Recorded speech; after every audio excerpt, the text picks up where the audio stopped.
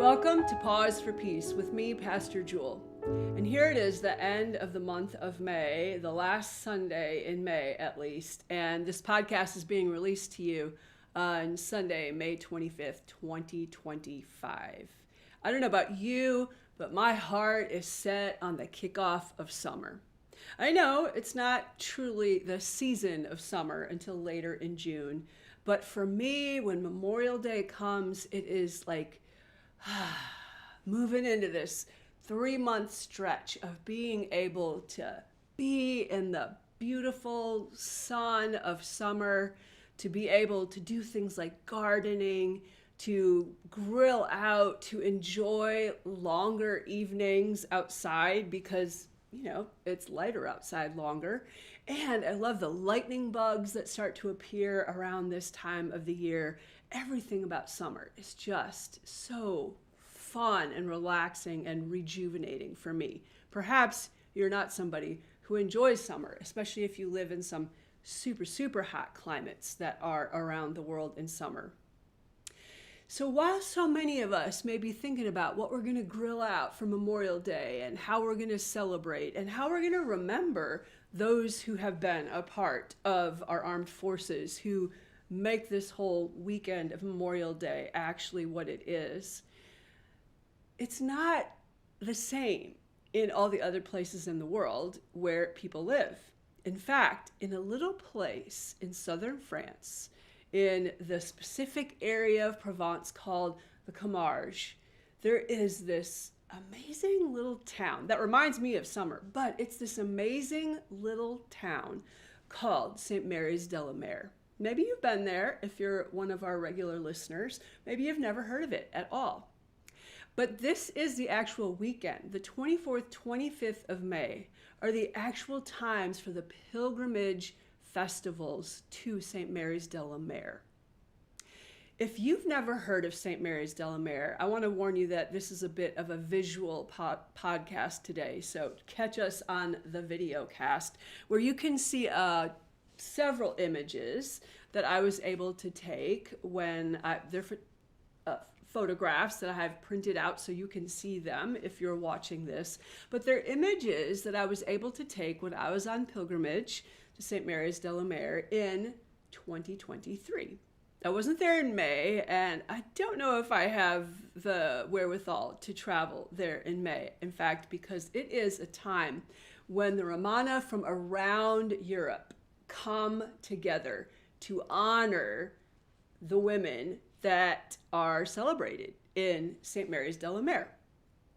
So if you're watching our video cast, you can see one of my favorite images from the beautiful church there is this like golden image, which was actually on a poster that I saw, and I took a picture of the poster, of the tradition in that area of France and in southern France in and of itself, the tradition of where Mary Magdalene and the others who came with her, and we'll get into that in just a minute, Mary Magdalene and the others who like were in the boat in the Mediterranean, and they touch land at Saint Maries-de-la-Mer. And in this image I'm holding before those who are watching the video cast, you can see this woman who looks like a fierce woman I would not mess with, but she is the prominent woman in this boat, and she has one very large foot that she has reached out of the boat to touch on land.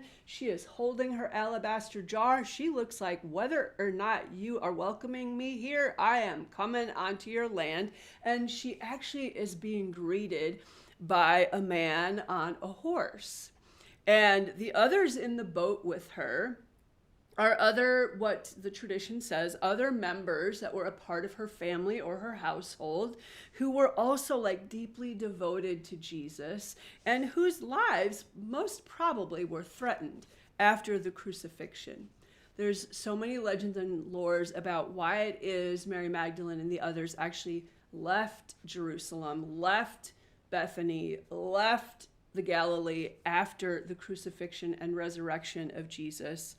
And one of those stories talks about the Holy Family, the seven that were actually believed to be a part of this traveling companions on this boat, that the 7 were either like under persecution, perhaps from the other folks who had been following Yeshua, Jesus, or actually from Rome, who would have been potentially hunting them down to do away with them because they did not want them saying anything about he is risen, he is alive, like death is not the end. Hey, empire, you can try to keep us down, but still we will rise.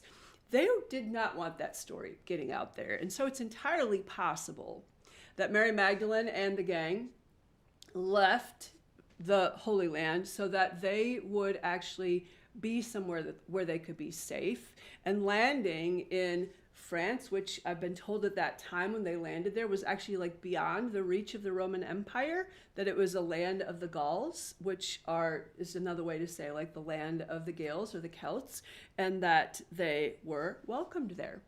And in this image that I'm holding, there is Mary Magdalene. There are 2 other women that are on this boat. There is a woman with darker skin that is at the tail end, like features that look more like she may be a person of color. And there are men on the boat as well, most probably Lazarus and possibly Saint Sidonia, or Sidowen. And so here they come, and being greeted by this horse and this guardian. The cool thing about Saint Saintes-Maries-de-la-Mer is that there is a long tradition that Saint Mary's-de-la-Mer had actually been a place of worship throughout the eons. And it was a place where the worship of the goddess had actually taken place in days before Yeshua, Jesus, and Mary Magdalene, that Venus was possibly worshipped there in that place, and even that the triple goddess, it's often called the triple goddess of the Celts, was worshipped there. And so in my own experience being in Saint Mary's-de-la-Mer, it was like this incredible, like I loved it, like it was like one of my favorite places in southern France to be. And there was like this incredible power that I felt when I was in this crypt. I'll get to that in a little bit. When I was in this crypt, like under this church, this really quite large, it wasn't the largest crypt I had been in southern France, but a quite, good sized crypt with just like power, radiance coming forth from it. It was filled with candles, but it also was like this place of like holy awe. There was evidence of so many who had traveled to be in this crypt, to be before Saint Sarah, and to be able to make their prayers to her.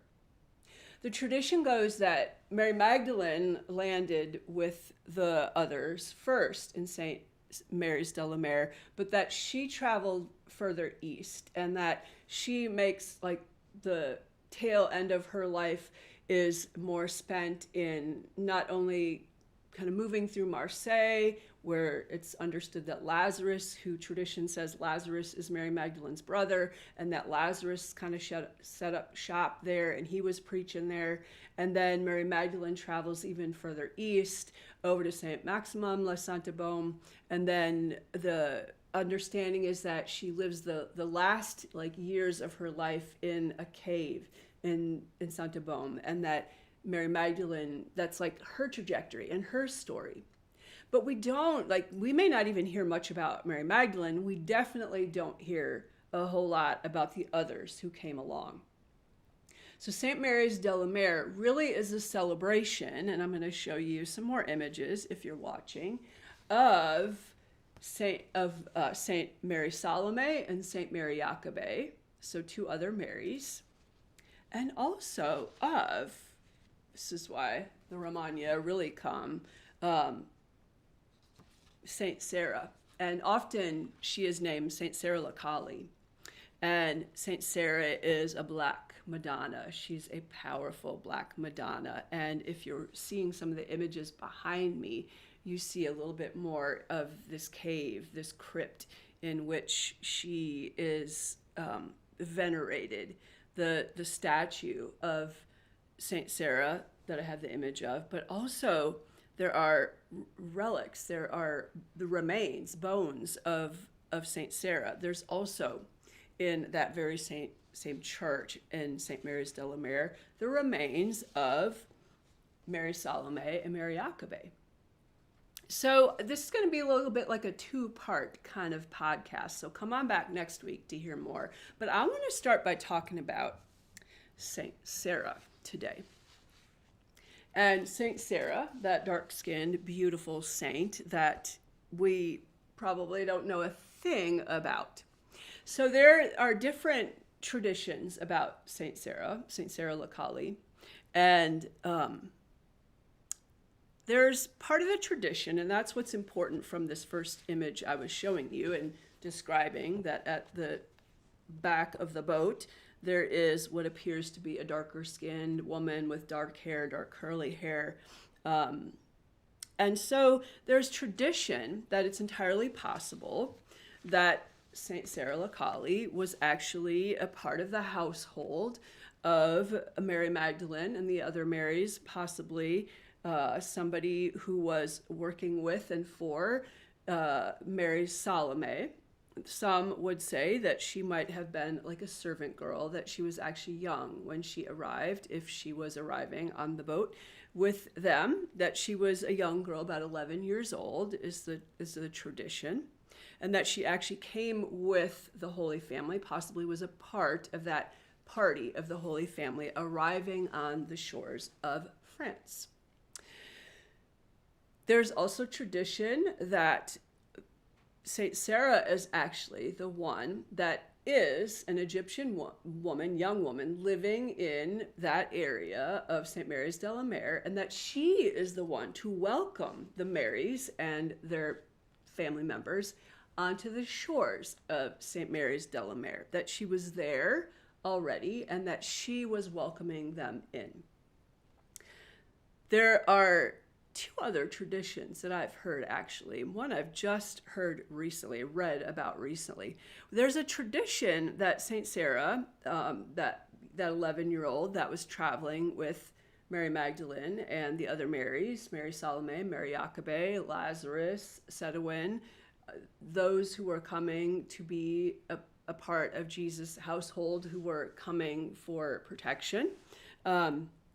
There's some traditions that actually say and kind of trace that Saint Sarah, in this tradition, there's a belief that Mary Magdalene and Jesus were actually partners, that they were married, and that Saint Sarah is their child, and that she is dark-skinned. I think she's partly dark-skinned as an Egyptian, because I think Mary Magdalene was probably an Egyptian dark-skinned woman as well. And so that she is actually the progeny of Yeshua, Jesus, and Mary Magdalene, which would make her actually the Holy Grail, if that is true, because she would actually be the one carrying the blood of Jesus in her very DNA. The other tradition I read about just recently, as I was reading up more about this celebration on May 24th and 25th in Saintes-Maries-de-la-Mer, is that Saint Sarah, who is honored as the queen of the gypsies, the queen of the outsiders, the saint for whom those Romanis come from all over Europe on this amazing festival, this like pilgrimage that they make annually. There's some connection that the Romanis, actually, the gypsy people, had actually come from India, and that in India there is a powerful Hindu goddess, perhaps some of you have heard of her before, named Kali. And Kali is actually this black Madonna, this black-skinned goddess, that's how she's represented, that is really this incredible power, and she is this power of destruction for resurrection's sake. And so the lore and legend around the goddess Kali is that there's a fierceness to her. Like, she is often represented with swords, and she will cut away at anything that is not of the truth. And so when when Kali is a part of your like spiritual like understanding, I always encourage people to be careful if they want to like bring in Kali as an understanding in their like spiritual world, because Kali will not allow her children to have any falsity. And so she literally like cuts away at what is getting in the way of us being our authentic self. She's a very powerful Hindu goddess, and you don't really want to mess with Kali. So there's part of this tradition that as Kali was such an important goddess to the people that were a part of India and still is today, that the Romanis, these gypsy folks that had been like kind of traveling around and had actually come forth from India and were all a part of this like Celtic areas that they like lived and moved and had their being. And so that they brought this understanding of Sarah la Kali. Sometimes Kali, the Hindu goddess, is actually referred to as Sarah, I've read. And so they brought this understanding of Sarah la Kali, and like this is how this veneration of Saint Sarah came to be. So like I said, there's so much lore, legend, tradition around who these figures are and what they mean for us today. What I know about Sarah is that when I was in Saintes-Maries-de-la-Mer, as I said, the crypt that is under this church that honors these women, and that actually is on like a spring. There's a whole thing about this like ancient baptismal well, which like is like going down deep under the structure of the church, and you can see this little window. They've made like a little peak window, so you can look down into this very deep well. And this well was like this wellspring of like living water is kind of the understanding, and that this well is something that the Marys actually like helped to like use in a way to help like support the people who were living there. And then they actually like build this church. They like gather and they speak about this love they know through Jesus, and they talk about the power of resurrection and this power of life to be able to heal. And they literally have these incredible healing ministries right there among the people. And so Saint Sarah has this crypt under this like sanctuary. You can't see the well from there, but under like the chancel area, like the front, if you might say, of this actual physical church building, which in and of itself just feels ancient. And you go into this crypt, and you can see in the images behind me a little bit of it. It's not very tall. It's like not very high ceiling, and you literally feel like you're walking in under the earth. And the heat of the candles is so intense because there are so many candles like all around this crypt that have been lit, and there are flowers that have been left, and there are images of people who are celebrating and who are in joy and like rapturous joy because the prayers that they have made to Saint Sarah are actually answered, and they are like images and gratitude like representations showing this great reverence to the way that Saint Sarah, this energy of this Saint Sarah that like welcomes all of the outsiders, that who herself is the one portrayed in dark skin among all these other portrayals of lighter skinned people, which isn't really, true to the day and time, but that Saint Sarah and this beautiful black Madonna, this beautiful like goddess looking figure, that she actually is like, there's something about her relics and her that is able to heal people. And there's this amazing tradition of healing happening from Saintes-Maries-de-la-Mer for like thousands of years. This has been going on. And so you actually can see in the images behind me there in that church, that iglesia, they actually have what is proclaimed to be by this Roman Catholic Church, these relics of the arms, the hands that reached out in healing to others. And there's 3 of them. And the understanding is they're the bones from the arm of Saint Sarah, of Saint Mary Salome, and Saint Mary Jacobe. So they were known as being healers. And that hasn't stopped, even though they physically have passed from this life. There are so many who come and make their prayers and ask for healing.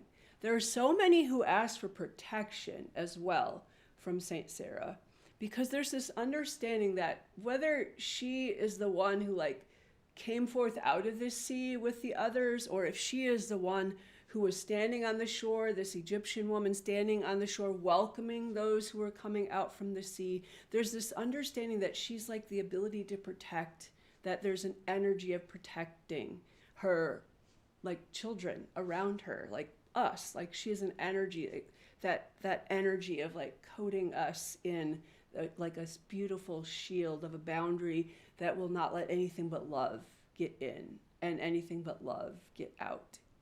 And so people make their prayers there. I was there in 2023, as I said, and I did light candles and said prayers for those who I know needed healing. And I also lit a candle and said prayers for myself and for the ways that I need healing in my own life. So in our time for like meditation today, taking all of this in about Saint Sarah and the Marys, setting foot to begin with on the shores of what's now today known as Southern France, taking that into our meditative time, I want to invite, I know we don't often talk about healing and miracles and things like that.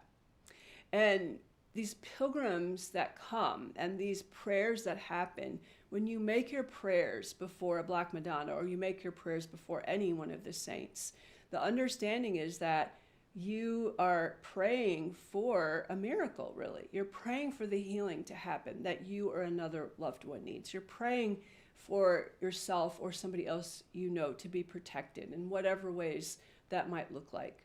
And that the tradition is that you need to come back and you need to show the gratitude when you see the miracle transforming in your life, like rolling forth in your life. Then you come back and you give thanks.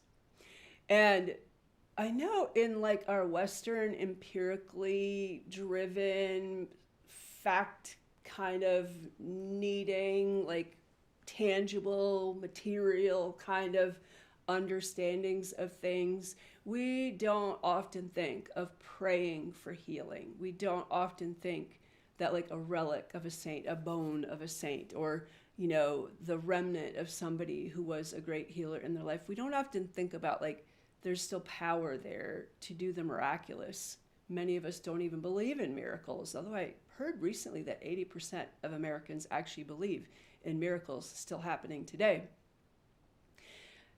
But this is an opportunity today because it is like this feast day of Sarah Lacali and Mary Salome and Mary Jacobe. This is like this pilgrimage time. So our pause for peace is an opportunity for us to actually pray for healing. And even if you want to so boldly ask for the miraculous to take place in your life or in the life of whoever you want to offer prayer for today. So I'm going to invite us to get quiet, kind of get ourselves set in this place, get ourselves grounded where we are. I was before a tree yesterday and just marveling at its roots, and then I decided to like do the tree pose in yoga, tree pose, and then I realized like the only way that tree can withstand these heavy breezes that were blowing all around is like because their roots hold them deep in the earth. And that's just an image that I can see for us as well, that there are these energetic roots going forth under our feet, holding us deep into the ground as well, allowing us to be here and to feel a sense of security and solidness right under our feet. So I invite you, even if you just have to like imagine that, I invite you to notice the little tendrils coming forth down your legs all the way down through your ankles, through the bottoms of your feet, and these little energetic tendrils connecting you deep into this like land that is just filled with like a web of all of the roots of everything, and even your own roots. And I'm inviting you to take a deep breath from your diaphragm and hold that for a moment before you release.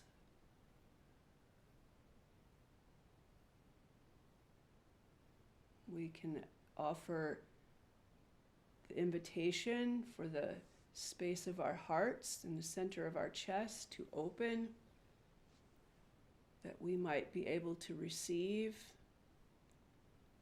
and commune. The spiritual eye of the heart, this place that we open, this is the way that is like the bridge between us and God. So this is the way that we can enter into the experience of connecting, not only with the physical realm in which we live, but also with the spiritual realm that is all around.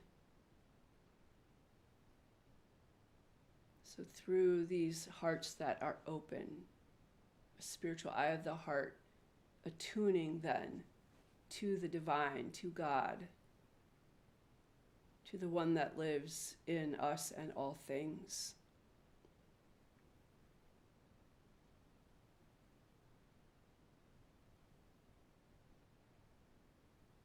Recognizing that that very same spirit was alive and at work in this mysterious, beautiful black woman named Sarah. Was a young woman there on the shores of France in about 42 or 47 CE, a long time ago. But the Spirit of God was living in her as well.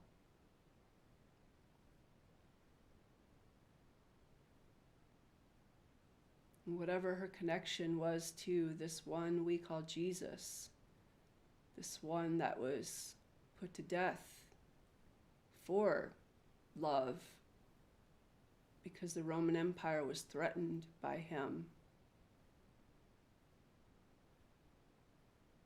by the miracles he did, by the teachings that he gave, by the following he gathered, for people who are hungry to feel true connection with God, to receive what they needed in their lives. Whatever Sarah's connection was to Yeshua, to Jesus, there's a way in which the love he embodied was at work in her own life, either because she was schooled in the love of Jesus right from the start, or because once the Marys and the others landed where she was living on the shores of southern France, she received and she learned this beautiful story of a rising Christ.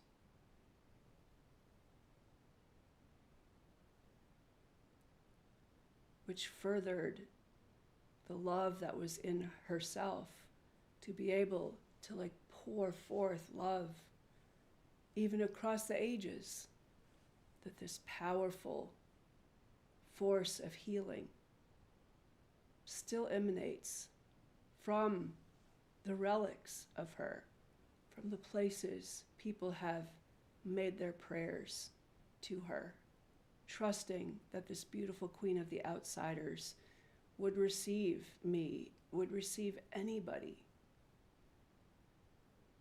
because she herself may have been such an outsider.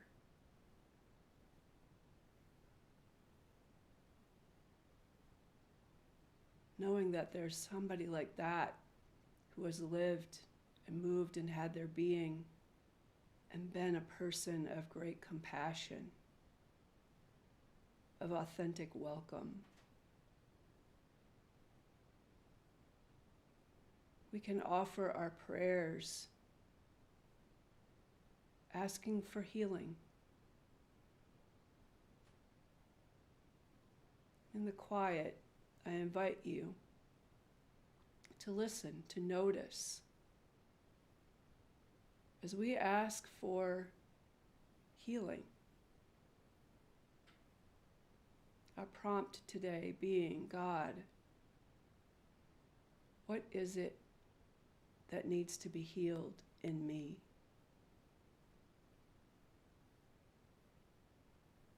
And as we listen, as we notice, we do so with trusting hearts, that we will know,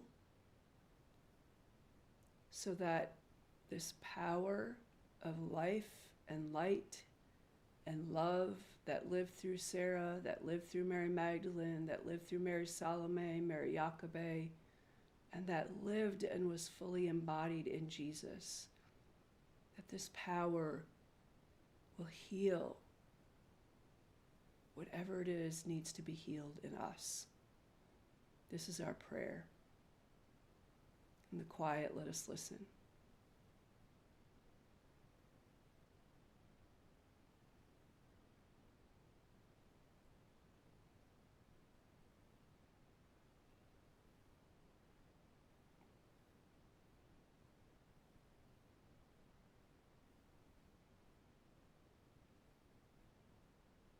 This deep well of love that is God that lives in us, we might be asking, show me, please show me what needs to be healed in me.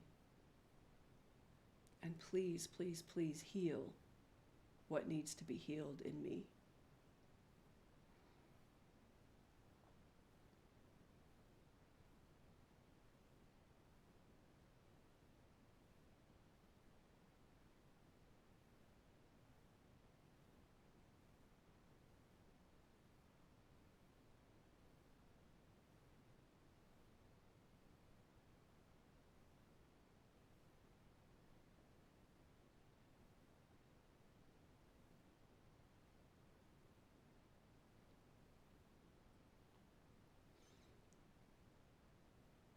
Before we depart the time of stillness, I invite us to express gratitude. Like, you may not have roses to put at the feet of Saint Sarah right now, as so many people do.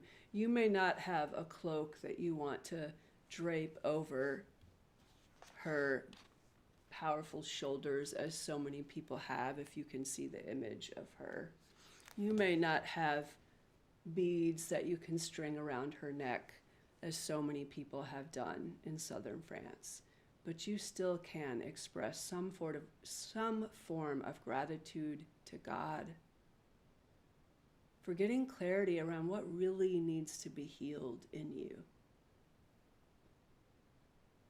and for asking for the healing to happen, which might mean we need to have trust healed in us, trust that there's anything beyond our own abilities that actually can make a difference in our lives, like that God really could heal, however long it might take, whatever that might look like. Symptoms are not always what really needs to be healed. It's another thing to remember as we listen. But let's express our gratitude to God. Maybe you do want to do that with some motion of reverence. Maybe you do want to do that with a commitment to bring a dozen roses into your quiet space, as if you are placing those roses before the embodiment of love that we see in one like Sarah.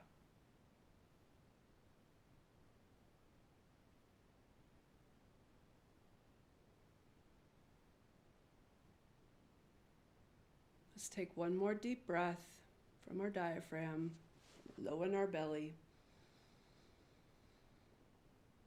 before we release.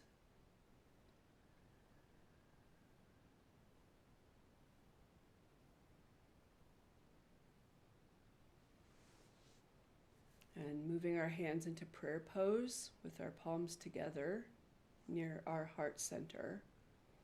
This is called prayer pose. If we move our hands there, we can honor this time together, even as we honor this power for healing that we know in God that was at work through the life of Jesus. And whether we ever heard it before or not, that was at work in the life of these women, Mary Salome, Mary Jacobe, Sarah, Mary Magdalene. We can make our bow before such reverence. So be it. Amen. Thanks for joining me for Pause for Peace today. We've been praying for healing. Keep your eyes peeled now for the ways that healing will come. What truly needs to be healed in you will be healed, no matter how long it takes to see it. Trust it shall be so. Blessings.